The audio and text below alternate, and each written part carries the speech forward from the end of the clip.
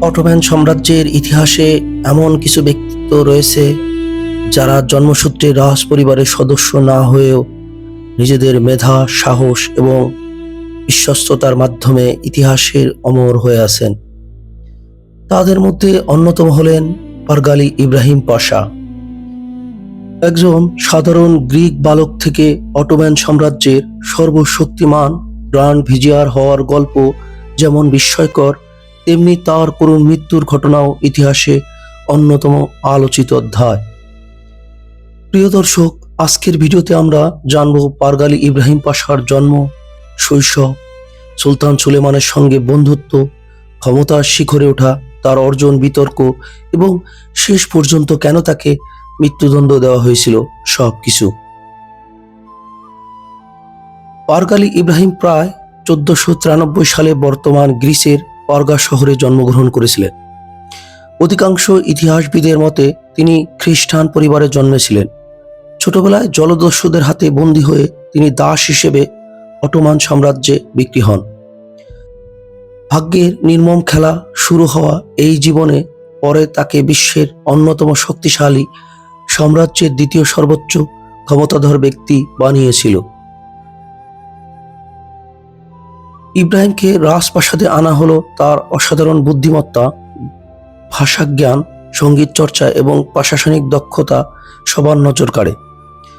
যুবরাজ সুলেমানের সঙ্গে তার গভীর বন্ধুত্ব গড়ে ওঠে।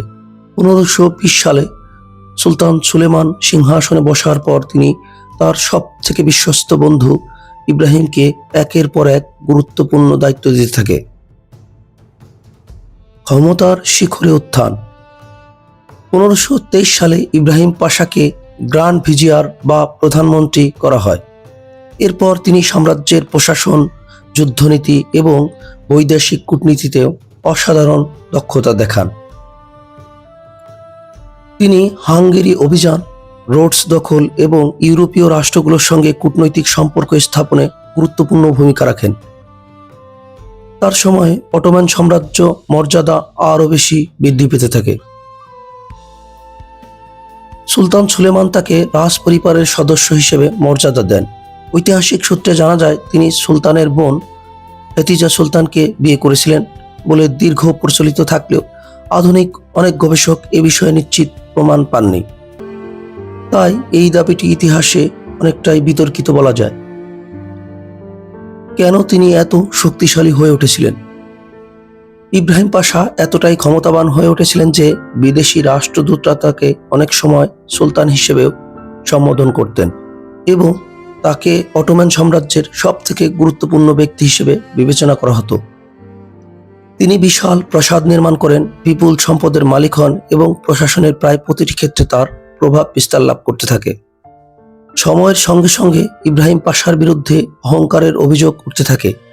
কিছু ঐতিহাসিক সূত্রে উল্লেখ আছে যে তিনি নিজেকে সেরাস্কার সুলতান হিসেবে উপাধিতে অভিহিত করেছিলেন, যা অনেকের কাছেই সুলতানের মর্যাদার সঙ্গে প্রতিযোগিতার ইঙ্গিত হিসেবে দেখেছিলেন। এছাড়াও রাজপ্রাসাদে তার বহু শত্রু তৈরি হয়ে যায়। বিশেষ করে সুলতানের স্ত্রী হুররাম সুলতান এবং তার সমর্থকদের সঙ্গে ইব্রাহিমের সম্পর্ক অত্যন্ত খারাপ হতে থাকে। যদিও হুররামের সরাসরি ভূমিকার বিষয়ে ঐতিহাসিকদের মধ্যে অনেক মতভেদ রয়েছে। মৃত্যুর কারণ।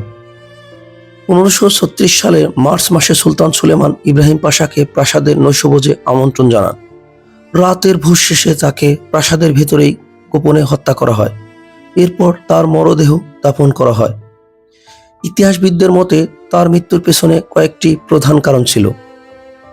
প্রথম কারণ অতিরিক্ত ক্ষমতা ও জনপ্রিয়তা, যা সুলতানের জন্য সম্ভাব্য রাজনৈতিক ঝুঁকি হিসেবে দেখা হচ্ছিল। অহংকার ও নিজেকে ক্ষমতার প্রকাশ, রাজদরবারের ষড়যন্ত্র, হুররেম সুলতান ও অন্যান্য প্রভাবশালী ব্যক্তিদের বিরোধিতা, যদিও এ বিষয়ে নিশ্চিত ঐতিহাসিক কোনো প্রমাণ পাওয়া যায়নি। সুলতান সুলেমান আস্থা ধীরে ধীরে নষ্ট হয়ে গিয়েছিল তার প্রতি। ইব্রাহিম পাশার মৃত্যুর পর অটোম্যান প্রশাসনে বড় পরিবর্তন আসে। তার স্থলাভিষিক্তরা কখনো তার মতো প্রভাব বিস্তার করতে পারেনি। তার নির্মিত বহু স্থাপনা আজও ইস্তাম্বুলে ইতিহাসের সাক্ষী হয়ে দাঁড়িয়ে আছে। ইতিহাসের মূল্যায়ন। আজও ইতিহাসবিদরা পারগালি ইব্রাহিম পাশাকে একজন অসাধারণ প্রশাসক দক্ষ সেনানায়ক এবং সফল কূটনীতিক হিসেবেও মূল্যায়ন করেন। তবে একই সঙ্গে তার জীবনের শেষ অধ্যায় ক্ষমতার অপব্যবহার, রাজদরবারের ষড়যন্ত্র এবং রাজনৈতিক বাস্তবতার কঠিন শিক্ষা হিসেবেও বিবেচনা করেন। পরিশেষে একজন দাস থেকে সাম্রাজ্যের প্রধানমন্ত্রী এমন উত্থান পৃথিবীর ইতিহাসে খুবই কম দেখা যায়। কিন্তু অটোমান রাজদরবারের ক্ষমতা যেমন দ্রুত মানুষের শীর্ষে নিয়ে যায়, তেমনি সামান্য সন্দেহ, রাজনৈতিক প্রতিদ্বন্দ্বিতা কিংবা ক্ষমতার সামান্য ভারসাম্য নষ্ট হলেই সেই মানুষকে মুহূর্তের মধ্যে পতনের দিকে ঠেলে দেওয়া হতো। পারগালি ইব্রাহিম পাশার জীবনে আমাদের মনে করিয়ে দেয়, ক্ষমতা কখনো চিরস্থায়ী নয়। ইতিহাসে টিকে থাকা মানুষের কর্ম, প্রজ্ঞা ও রেখে যাওয়া উত্তরাধিকারী তাকে বাঁচিয়ে রাখে। ইতিহাসের সব থেকে বেশি আলোচনার বিষয় হলো, পারগালি ইব্রাহিম ছিলেন সম্রাট সুলেমানের সব থেকে কাছের বন্ধু, যিনি তাকে হত্যা করেছিলেন এবং আমৃত্যুকাল তিনি এই হত্যার দায়ে নিজেকে দোষী ভাবতেন এবং তিনি অঝরে কাঁদতেন এবং অনুশোচনা করতেন।